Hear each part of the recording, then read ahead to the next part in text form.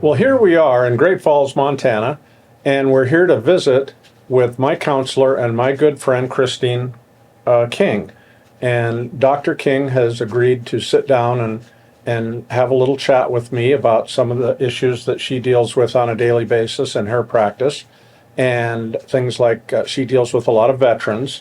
And I just thought it would be of great insight for people that would watch this video later on if they had questions that they never got answers to. Well, we've got a professional now.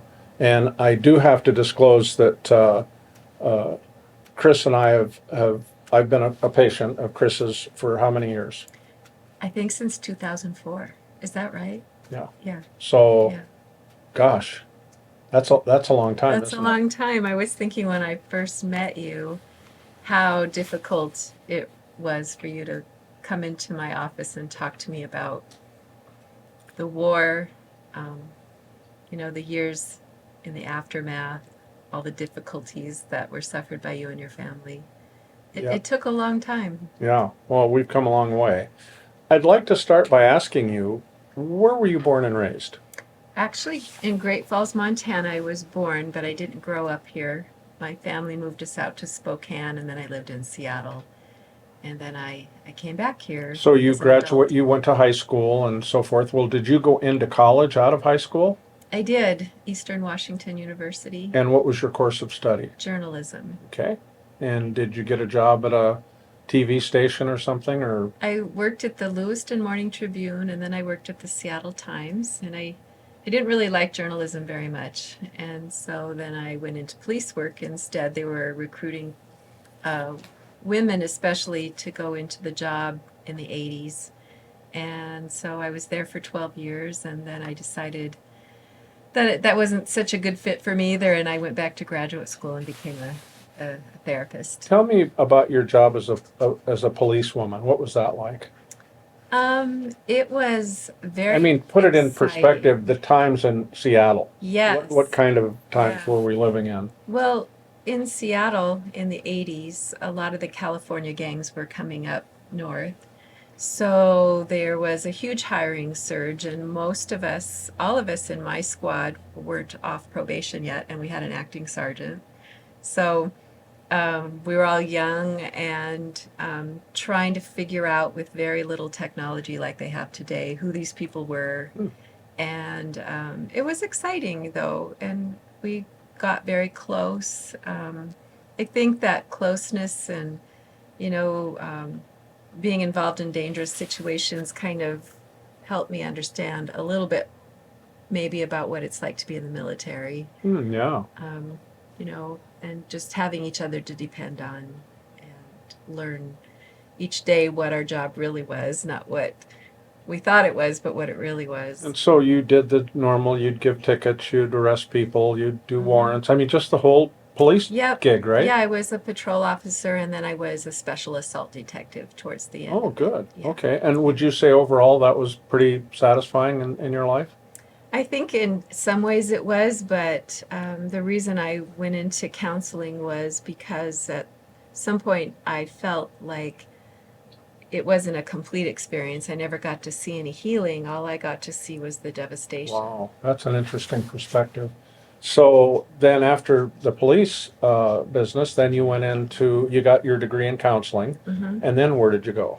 And then I came back to Montana. I always loved it here. I always came back here for vacation. I thought it was a peaceful place. And I thought that I would just have kind of a simple counseling practice, but I met a gentleman who needed some help on the reservations here in Montana doing outreach with veterans. So I obtained a contract with the VA to do outreach to Fort Belknap, Rocky Boy, and Browning. And my first clients as a counselor were actually Vietnam vets. And they taught me a lot. And these were people that weren't connected with the VA at all. They weren't receiving any kind of benefits. And So you might have been the first person that they ever met that even would have brought them into thinking about that. Is that correct? That's what my understanding was. There wasn't really any counselors that were working No service directly. officers, nothing like that. Not too much in that time frame, and that was in the early 2000s, so 2003, 2004, and in fact, that was where I met my husband. He was one of the few veterans that actually had been service connected with the VA, and he said, quote, "I've been praying for you to come." He was trying to get other Vietnam vets to do the same, but none of them would do it. They wouldn't come to the VA. What do you think their main issue was about that? Well, I think lack of understanding, lack of trust.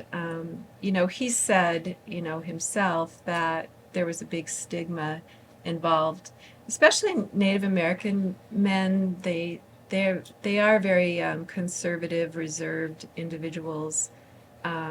They are self-reliant. They don't expect the government So to there really could help there them. could have been a big pride issue there. I think so, Yeah. definitely. So it took a long time, but through the help of my husband, who'd been all the way through the VA, we were able to kind of develop a certain alliance with each other. And I think because I was a woman, oddly enough, it was a little easier for them, they said, to talk versus talking to maybe another male. So were you operating out of your vehicle? Your vehicle was your office. You'd go up and come back, and I eventually that's what I did, but I would try to get space around the reservations, but that space was hard to come by, so I got a little motorhome and I used that as an office. And okay. I did that for about 4 years. And then when did you actually get into practice where you were in Great Falls and uh, you were dealing a general practitioner at that point? You would do family counseling, and what was your? A little bit. I had an office in Great Falls, but I was mostly on the road to the reservations for that first 4 years. There was just such a great need, and here in Montana, Native American veterans are plentiful. It's a warrior society. They're very held reverently by the rest of the tribe, so it's not unusual for young men to go into the military. Mm-hmm.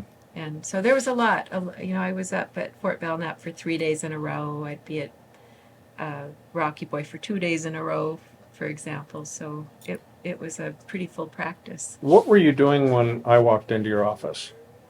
What was I doing? No, I mean, what was your practice? You were over at Iron. Yeah, I was still What's that called? Iron something? Yeah, in the Ironworks. Yeah. Yep, I was still pretty well doing that work, and then just starting to do more in my office. And I can't remember how you got to me. Do you? I do. The lady in Helena, Kathy. Oh, our friend Kathy Barch. Kathy Yeah. Barch. Yeah, she sent you. It was like she saw something in me, and she didn't come out and say it, but she didn't want me to be at Fort Harrison. Okay. She wanted me to get special treatment. So maybe and she thought you wouldn't do well inside the VA. I'm thinking she knew you, and all she ever did was say very, very good things about you. So you came with a very high recommendation. And of course, I lived in Great Falls. At the time. Yeah, at the time. So it just seemed to be a good. And my contract was actually through the vet center, and unlike now, I work directly for the VA. But back then, so vet centers were different. They were set up by Vietnam veterans. So maybe she thought that you would do better. Oh, maybe. In that setting where it's not so clinical and it's more relaxed, and yeah. Yeah, she was one of the sweetest ladies I've ever met in the VA system. Mm-hmm. And I'll never forget one day she looked at me and she goes, you always got to remember people can hate the war, but they can't hate the warriors. Right. And that means a lot more than people realize, because as warriors, we have a lot of self issues going on inside where we don't think that way. We think, we did things that maybe weren't in the normal mores of society, and so we don't feel good about ourselves, which would lead to self-hatred even sometimes, or self-loathing, that we weren't worth, we didn't have the value that other people would have. So that's the kind of person she was. And then she told me the story about the Indian tribe and how during the years and years of wars and so forth, if a young man came up and went through the ritual of becoming a warrior, they had a huge family, the whole tribe gathered and blessed this young man as being a warrior, and they blessed him and asked his forgiveness before he ever went to war. And I thought to myself, well, that's funny. What in the world would they do that for? And it was because all of these people in the tribe knew what they were sending him out to do. And it was a horrible thing. Yeah. And so they were asking forgiveness in advance because they were the ones that were commissioning him, to go out. And they knew that he would never be the same. Never be the same. And yet when they came back from war, now it was a huge celebration. And they honored these warriors and brought them back into, I think, a piece of community again.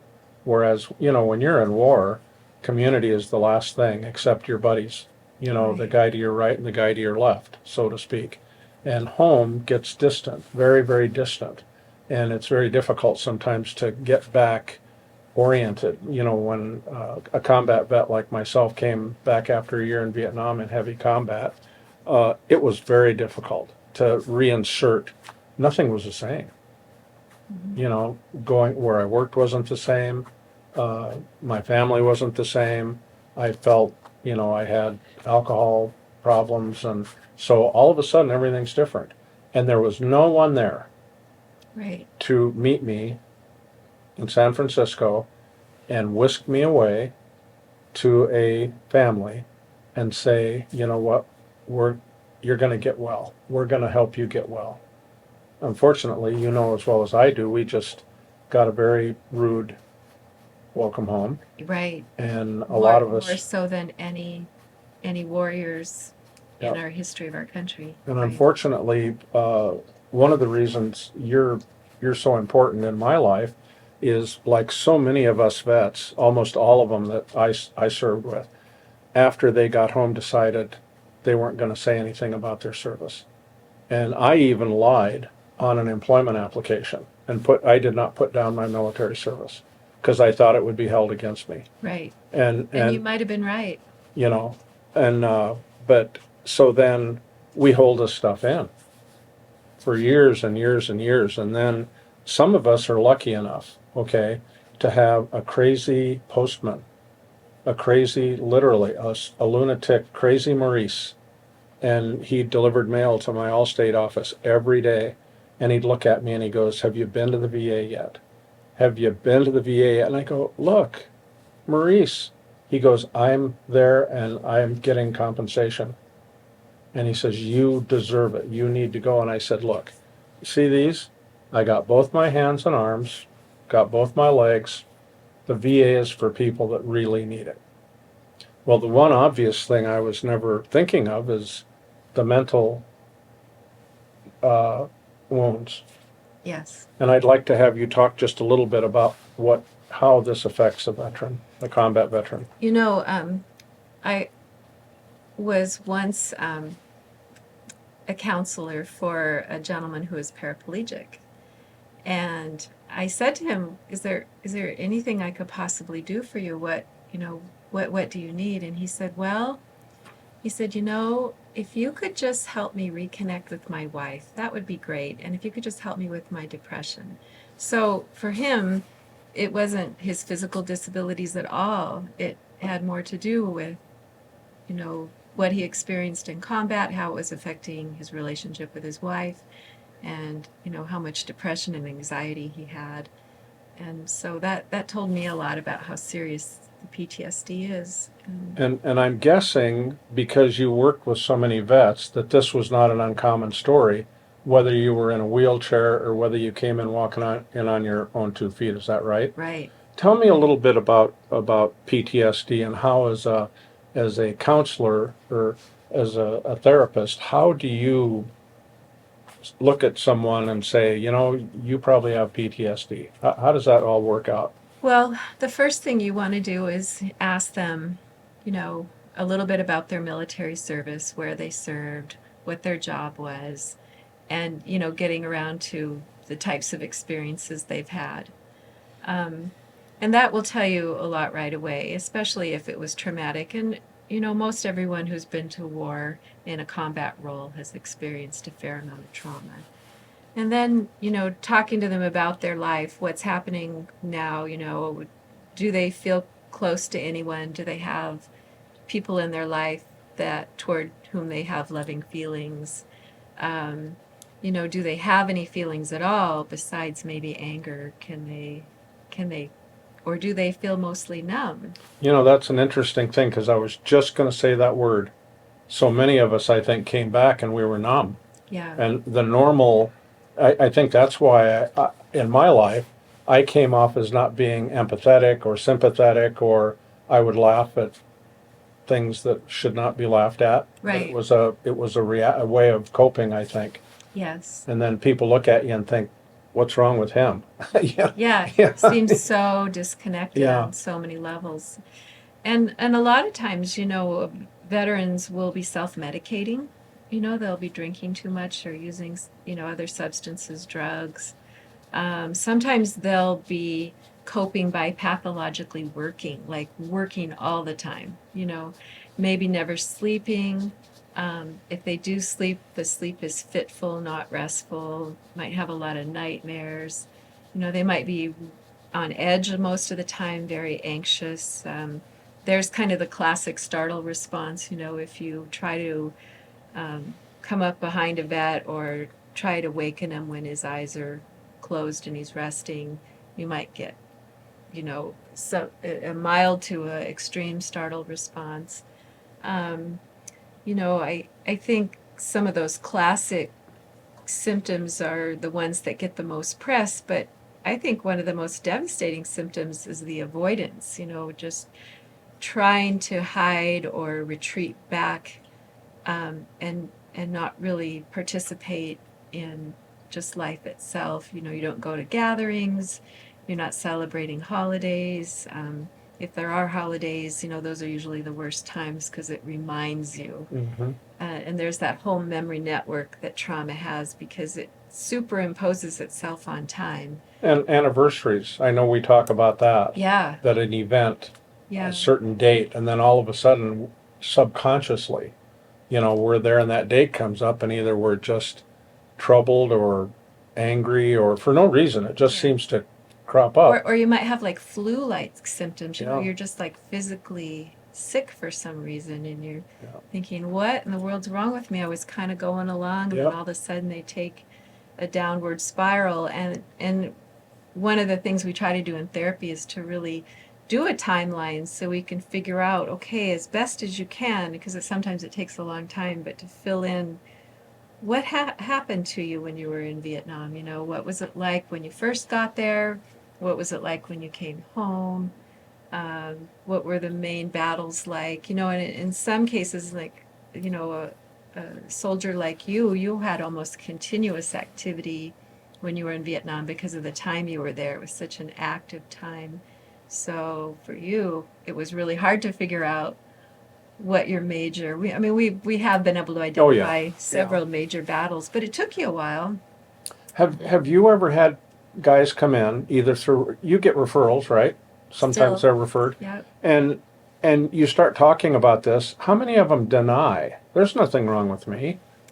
And they don't want to even approach. Most of the time, if I keep talking like this and we just are talking like casually like this, and I'm just weaving in the symptomology, they'll kind of stop and they get a little uncomfortable because they're wondering now, how does she know that? Yep. What would she know about this? But there's something about the truth of it that fits. And everybody's different, but the stuff that we've been talking about today is pretty common for most of the vets. And I think that after they get over that little bit of, how does she know that?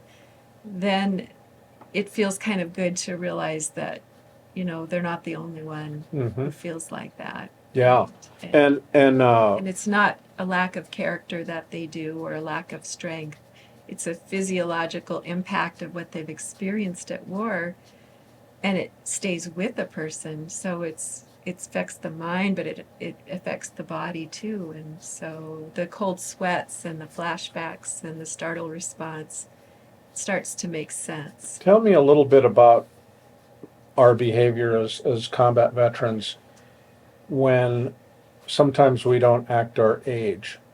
We don't act as mature, or we just tell us about the effect of trauma on a veteran. Well, I think traumatologists believe, most of them, that trauma can arrest the development of a person. So let's say you're 17, 18, 19 was the average age, I think, for the Vietnam vet. They a lot of times will harken back to that behavior because it was so disruptive in their development being at war that you'll see them do that. They'll. Did it have anything to do with the brain?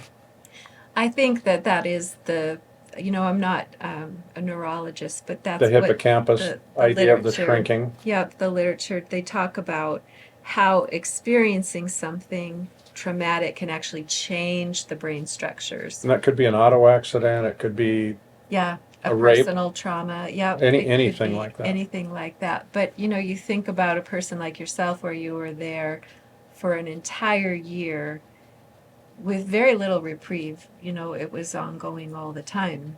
And that was the most active time in Vietnam, if I'm not mistaken, right? Mhm. Yeah. Yeah. Now, early on when I was seeing you, you were holding a group session, I guess, for a lack of a better term. Tell me a little bit about what your thinking was about getting several guys together to tell us about the group. Well, the groups were actually probably the first therapeutic intervention that Vietnam vets had available to them. That's how the vet centers started. It was groups of Vietnam vets that wanted a safe place to meet, and they petitioned the VA to let them do that. And I think that the group format was the traditional way that vets felt most comfortable talking, because it was vets talking to each other. It wasn't some therapist coming in and trying to impose her knowledge on them. It was those vets just simply gathering that eventually were able to really explore what happened to them. Do you think you being there inhibited any of those guys from saying what they thought? I don't know, I hope not. Always tried to let them It didn't seem like it. run the group. I'm glad. Well, yeah, I wanted them to run the group. And maybe ask a question here and there, or redirect, or Yeah. maybe if somebody was not speaking very much, to see if I could give them an opportunity, because it's kind of hard to manage a group conversation. Well, all different personalities too. You got some that are outgoing and some that aren't. Yeah. But some of the vets told me that just even being there was enough, even if they didn't actually speak. There was just something about sitting with other veterans who experienced similar things. It would just, even if it was a Navy and an Army and sure. an Air Force, it didn't matter. I think it was just very comforting. And when I had the first reunion, when I found some of the guys that I served with, remember how I came back and described to you the healing? Yeah. That all of the 25 guys that were there could never find. No one to talk to that they could, because the therapist or the friend wasn't there. And there's just something so important about actually being there and hearing the sounds, smelling the smells, seeing the worst of the worst happen. Horror. It was like a horror show sometimes. Mm-hmm. So if you went to your wife and tried to say, honey, I want to share with you some of this stuff, and it just wouldn't. Right. It might be upsetting to the wife more than it would be good for you. But when those vets get together, something miraculous happens. And then after they start getting their stuff together amongst themselves, then they can bring a wife. And then the second reunion, remember I told you all the wives came? And so that was an amazing, amazing thing, because they would look at each other and go, I had no idea. And one lady said, no, I'm starting to see why you were like you were. Yeah, that was a miraculous thing that they were still with their veterans, because so many of the Vietnam vets, especially, there's a lot of divorce. But even today, I think 80% is the divorce rate in the military, even today. Yeah. So, that you could even find intact marriages, although some of them were probably second and third wives. I don't know. Oh, sure. But still, people that cared enough to stay with that veteran and attend a reunion is Yep. amazing. Yeah, and of course, as you know, the reunions have grown and grown and grown, and how many did we have at the last reunion in Tulsa? Almost 150. That's Yeah. pretty substantial. And you have been tireless in finding vets and gathering them together, and I always worry about you because it takes a lot of energy, and it's very emotional. And now you're interviewing them, and you're going to schools and talking to the kids about what happened. And each time I see it takes a toll on you. But you're driven to do that. I think it's so important. Yeah. I really do. Yeah. And so then you were over at Ironworks, and then I think the VA approached you and said, "Hey, we'd like you to be the head of the vet center They did. as an employee of the VA." Is that correct? Tell us a little bit about that. Yeah, it was the vet centers. The vet centers are still kind of a separate branch of the VA. And so we just kind of took the practice that I have and absorbed it into the vet center and hired some more counselors and then continued to do the outreach. The vet center mission is to try to reach out to veterans, especially those who've never had any VA services. Mm-hmm. So I think it's still their primary mission. So, Yeah. but I was there for 5 years, and just stood that vet center up here in Great Falls, and it's still going. Yep. Still, And it was a friendly place for vets. You could come and read the newspaper. You always had coffee.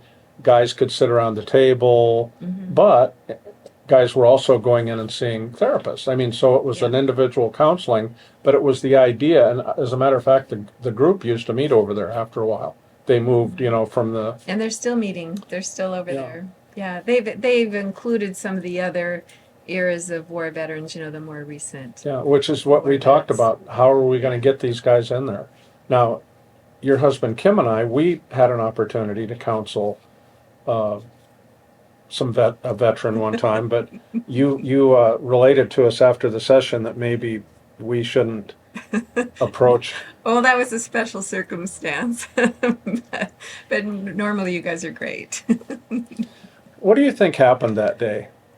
Well, I mean, you were there and you saw two guys. You saw Kim and I. Yeah. Something happened. The young veteran, first of all, was intoxicated, and you guys were trying to talk to him, and he was very disrespectful, and that was just something that neither one of you could abide by, and so you were pretty direct with them, let's say, and Not very sympathetic, as I No, recall. you guys are kind of old school, but that young man, when he's sober, he is actually typically very respectful, and he went on to get his veteran benefits.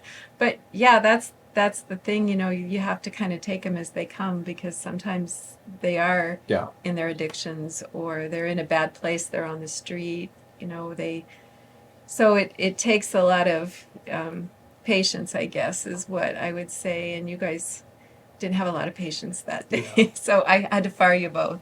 You did. We got our first and last job. So the vet center went on for 5 years.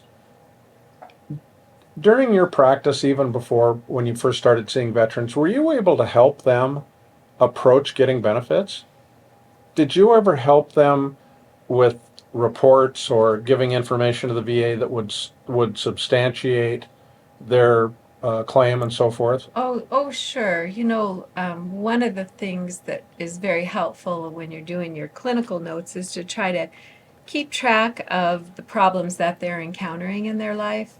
And then when it comes time to apply for the benefits, you've got kind of a narrative for the examiners to look at and, get a fuller picture, because most vets aren't necessarily going to be all that forthcoming with that information. There's just so much to it. There's how distant they are, how cut off they are. They might not have been very successful in their jobs. Maybe they came and went from several jobs over the course Well, of their lifetime. most of us actually went through a lot of different things. Yeah, a lot of financial difficulties, sometimes homelessness, certainly like divorce, like we mentioned, estrangement from children. I mean, it's kind of painful stuff. So if you can work with a therapist over time and touch on that, and then the therapist is documenting it, well, the picture becomes much clearer to, somebody who's going to come in from the VA and look to see, oh yeah, this guy probably wasn't as effective in his life as he could have been if he had never been to war. I mean, I'm sure I never would have met you if you'd never been to war. That's true. Because you're one of those people that can do almost anything. But because of the effects of the war, a lot of things in your life got interrupted, and you had to change course, change direction, change marriages. Um, it's a devastating thing to be a combat veteran. Most of them have great difficulty in life, and they never would have. You came from a lovely background, good parents, religious upbringing. You did have respect, and you were patriotic, and then Vietnam happened, and it completely took you away from a very wholesome environment into just a horrible place. Like Kathy Barch said, war is horrible. The veterans not, the soldiers not, but yet you're expected to function in that kind of an environment. And Vietnam was probably one of the worst. Yeah, like my mom said, the son I sent to Vietnam isn't the son that came back. And that really hit me.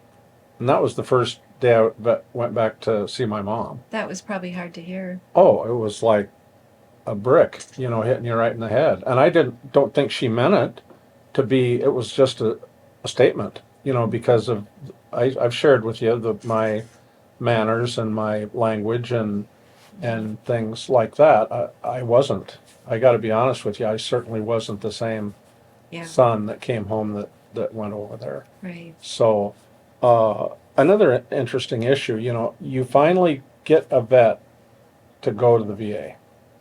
And, he has to go down there and he has to go through a physical. And so this puts him a little bit on edge. And then if he's a combat vet and there's any issue about PTSD, then he's got to go see the VA psychiatrist. And one of the things when I went to see the VA psychiatrist that surprised me, we sat there, he asked me 3 questions. And I answered him and he goes, that's all I need. You're 30%. Okay. And I sat there and that's it. And that was the end of it.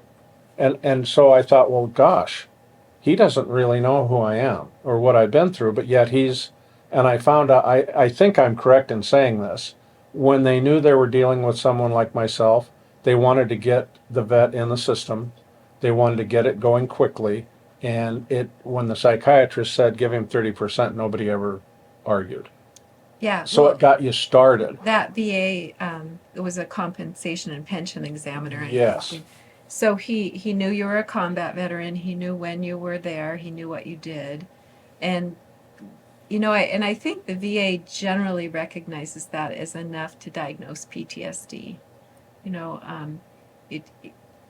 They can assume that it's at least as likely as not that veteran is having issues in their life. So whatever those 3 questions were, probably something along those lines, and they got you going, which was nice. Yeah, got you in the system.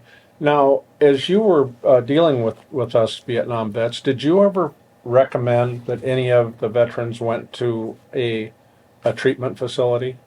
Yes, well, any of them I could talk into going. I thought it was a good idea. We've had some wonderful examples down at Fort Sheridan, down in Boise, Idaho, over in Seattle, down at Fort Harrison, where you could go and for maybe 6 weeks devote time to just focusing on yourself. And so you get a break from your regular life and you go there, it's safe, you've got medical personnel, nurses, psychologists, social workers, counselors. If there's addiction problems, you can get that treated, and just really focus on yourself where it's hard to do that in regular life. Just maybe 1 or 2 hours a week or a month in outpatient counseling it doesn't really do as much as you can do, in a residential setting. Yep.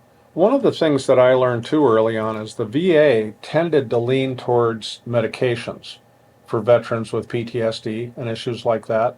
What were your overall thoughts about here's a guy leading his life, and then all of a sudden they prescribe some drug that really threw him off balance or caused him. What was your? Did you deal with that in some regards with these guys on their medicines?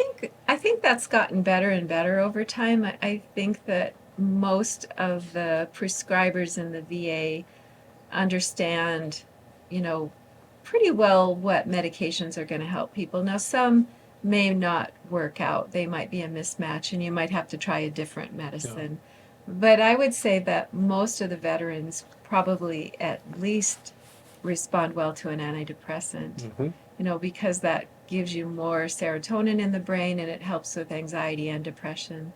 Maybe it'll help you sleep better. So, and there's other medications, of course, that they prescribe nowadays too. And I think the research is ongoing, but I'm open to it. I've seen it help people change their lives a great deal.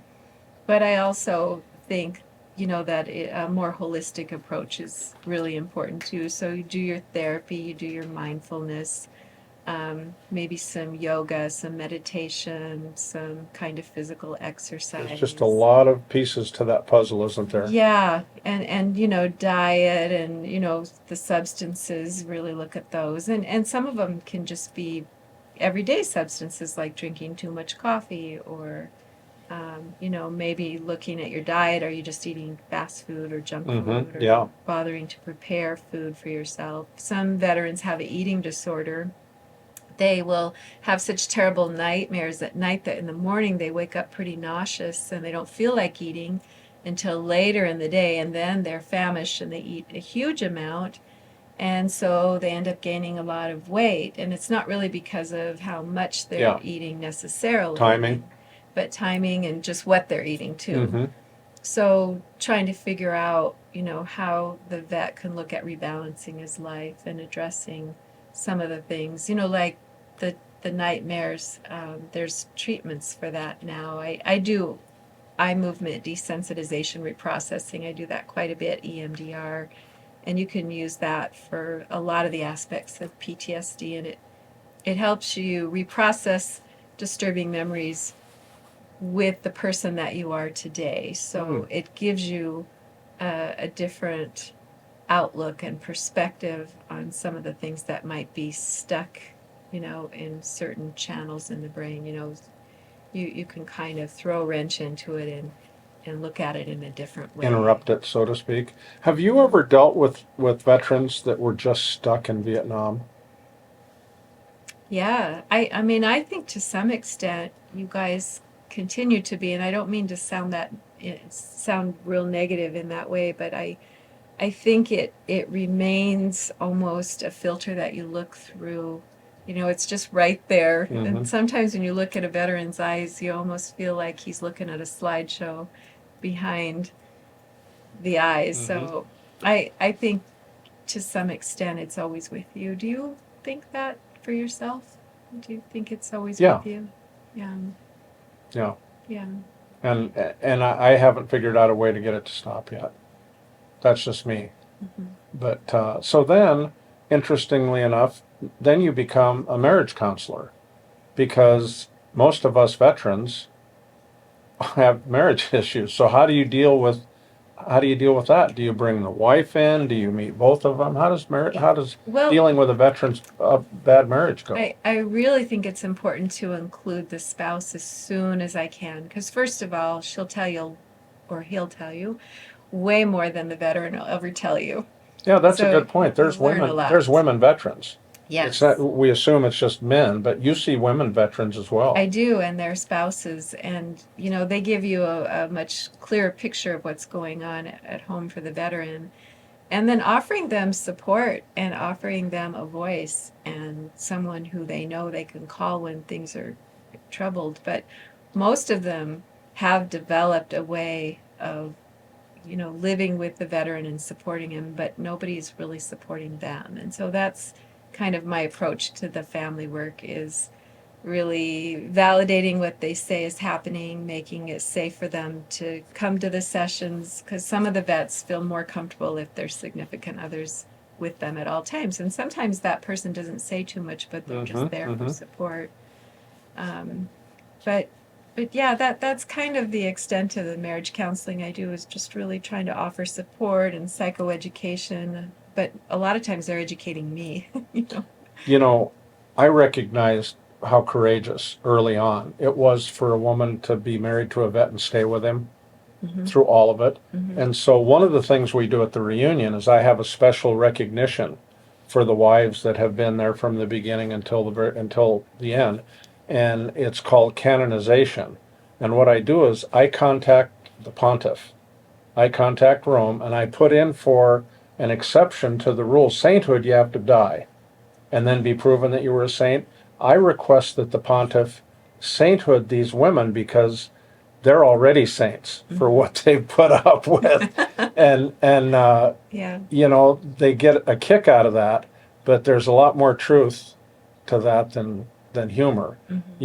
Some of these wives have just put up. I mean, I know they've put up with a lot of horrible stuff and Yeah. still stayed. And they Well, and a still lot of stay. alcoholism. It was just drugs and alcohol were just the worst. Right, right. And there was a really good book that came out. It was called Vietnam Wives, and it's still out there. They've reprinted it.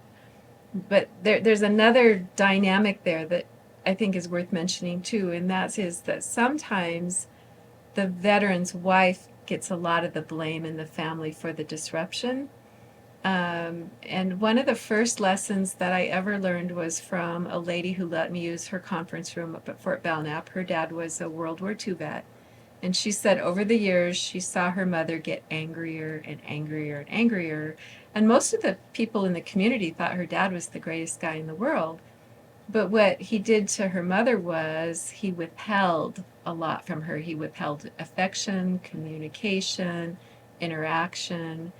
And that's kind of almost invisible until you know what you're looking for. Wow, yeah, I would And think. so everybody thought she was a terrible person, and everybody thought he was the greatest guy in the world. But this lady, who happened to be a nurse, said this was the dynamic. And that was really one of my first lessons in working with veterans, that came from this lady. Interesting.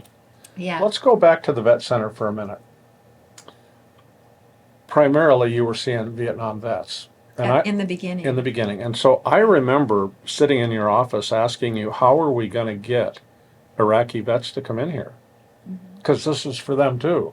That was a challenge, wasn't it? And how has the VA dealt with that since then? I give credit to the Vietnam vets. I think that the reason that we even have the type of programming that we have at the VA and at the vet center is because of what didn't happen for the Vietnam vets. And I think that in the beginning, the vet centers were run by Vietnam vets, and then eventually they added credentialed people. But even most of those counselors were actually Vietnam vets. So they set into motion, they demanded that certain programs, certain outreach, certain benefits, compensation were in place for all the young vets. And they would go out and do outreach with them. And our veterans in my group, which is still in existence, do that even to this day. They will beat the bushes. They're like men in black. They're just out there Sure. looking. They can spot a vet a million miles away. I mean, they know.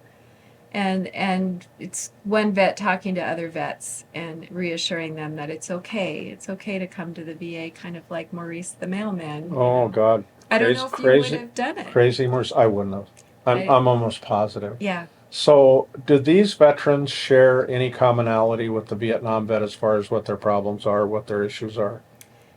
Yes, I think there's a lot of commonality, but what seems to be different, at least in my mind, in contrasting them with you guys, is that they don't seem to have so much of the shame and the guilt. I don't find that I have to wade through all of that, to help them understand their PTSD. They have been received well by the nation for the most part. There is a welcome home. There is an immediate connection. There are yellow ribbon events. There's information that's put out there to the families before they even leave the country. So, I think it's a lot different. I'm not saying that some of them still aren't reluctant to come forward. Some of them feel that they should be able to overpower any of these symptoms, and that they shouldn't have to take a medication, or they shouldn't have to come and see a counselor. And they might come slower. Usually it's when something goes wrong in their life. I always say it's a broken heart. Excuse me. If a veteran loses a relationship, or loses his job, or his health takes a turn for the worst, because we do understand that PTSD can make you very sick. You can end up with some autoimmune conditions because of all the stress and strain it causes on the body. And it's at that time, that a lot of times we'll see them is when things are starting to go wrong. The big difference I see too is some of these combat vets have seen 4 and 5 tours. Oh, I mean, the current, yes, they have. I think some of them are just, I think the most I've seen so far is 10 deployments, and that's just right here in Great Falls. So if you can imagine a family enduring all those deployments, and it's a lot of time away from each other, and it's easy for a couple to lose connection, and then if the veteran comes back with that numbing, they don't look the same to the family. They don't interact the same. and it's true. And therefore you get the 80% divorce rate, I'm assuming. Yep. How do you validate yourself and know that you've helped a veteran? How do you know, or do you know, or is it just, I hope I helped? I mean, do you know when you've helped somebody? Well, I think there's some things that help me understand if I've helped. Like a simple thing would be, whether or not they can be compensated. I think that's a huge relief to them. One young guy that I know was kind of in and out of school, in and out of relationships for 10 years, an Iraq vet. And we carefully documented all of these things, plus his war experiences, and he was able to get, I think, 70% compensation, which to him was like hitting the lottery. Yeah. I mean, he was so poor. Yeah. Once he got compensated, he came in with clean clothes. He had a little dignity. Wow, you really, you could see that right now. Yeah, so that lets me know it's helpful. But sometimes I don't always know, and I'm fortunate that I work closely with the VA, that we have something for them. We're lucky that we do have a VA in this country. Some countries don't have anything for their veterans, really. Do you get positive feedback from your veterans? Well, they come here and they rescheduled their appointments, so Okay. I figure that's pretty good.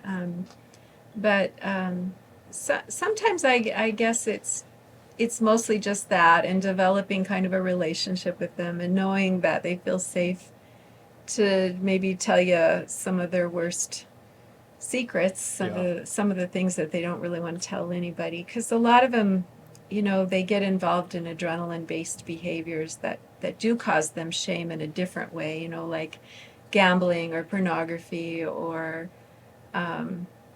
just some brushes with the law, things that they really are ashamed of, that they don't really have a chance to talk to in depth. And so I feel like that's sacred ground, and I know that if they're talking about stuff like that, maybe I'm providing them something that they can't get elsewhere. Have you ever had to deal with a veteran in jail?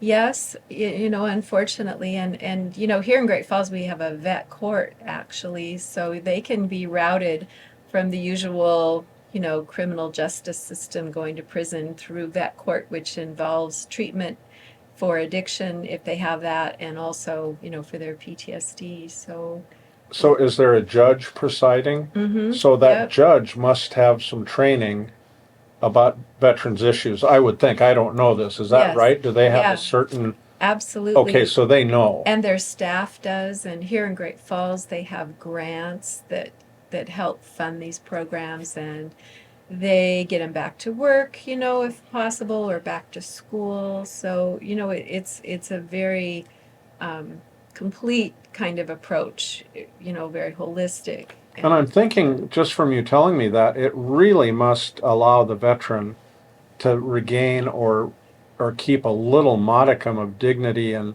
self-worth that he didn't get run through the ringer like the normal system is. Yeah. Would you say that was Yeah, correct? absolutely, because I don't know what would have happened to them if, they may have reoffended. I mean, Lost in the system? you can get treatment in prison, but there's a waiting list. And so this way, I think there's an acknowledgement that, had this veteran not, had multiple deployments, gone to war, they acknowledge that he probably wouldn't be in this shape he's in. Yeah. So yeah, I think it's a dignifying thing, and we have Judge Pinsky, Greg Pinsky here, that does a phenomenal job, and he travels all over the country, and he tries to set up vet courts in other Really? communities and Oh, trains that's them. wonderful. Yeah, he's quite a guy. So overall, you have to give them an A.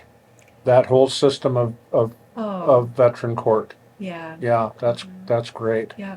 So, what would you like to share that I haven't asked you?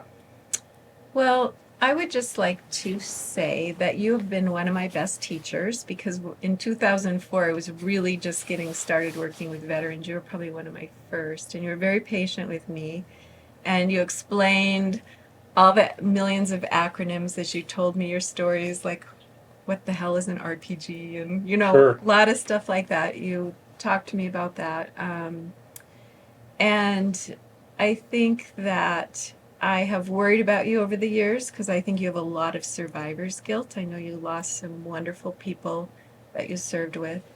And at this time in your life, which is, the stage in life where we're entering old age, Mm-hmm. we want to leave a legacy. And so you're working tirelessly, relentlessly, traveling all over the country with your son, who is so loyal, trying to capture these stories while they still exist for the families. And I do worry about you, though, because while I think it's a valiant effort, I know that part of what fuels you is your grief. And, it's, again, something that is maybe difficult for some people to fully understand, but all of you veterans understand. Yeah. What else would you like to share? Just thank you. Thank you for doing that, doing this project, documenting it all. Thank you for your service. I don't think you could have possibly known what it was going to be like for you going over there. And, thank you to the families who have all the secondary effects of your trauma. That's a whole That's other interview, isn't a it? whole nother interview, but everything that the veteran has gets transferred onto his family. So all that symptomology goes on to them too, and they have to contend with it in their lives as well. So I try to say thank you to the veteran and for the sacrifice of your family. Boy, that's a fact. Yeah. So what do you see your practice being like in the future? Well, now that I'm getting older, I don't work directly for the VA anymore, but I'm one of their contractors, and the vets that come to see me are usually the ones that don't come to the VA. They can't tolerate the VA, so they send them over to see me. So I'm kind of back where I started. But I enjoy that the best. It's the vets who can't handle the institutionalization, the clinical feel of the place. But then, once we can work together for a while, then they, eventually I can redirect them back there, because that's where you need to be. You need to be involved in the VA. And there's contractors like me all over the country that I'm assuming do the same thing, work with. Do you know why vets. we're like we are? Do you know why we want to come to see you? Do you know why we don't want to go to the VA? Because you don't trust the We government. don't trust them. Yeah. And unfortunately, our fears are often realized, through decisions that they make, or, the VA has done some pretty dirty things to vets, taking away compensation, for just, it seems like ridiculous reasons.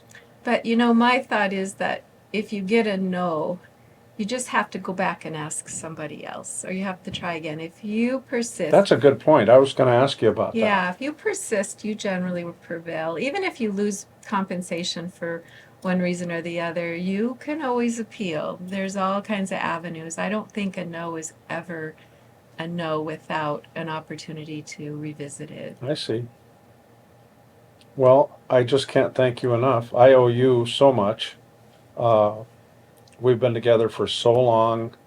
You know me better than probably 99 and 9/10% of the people in this world.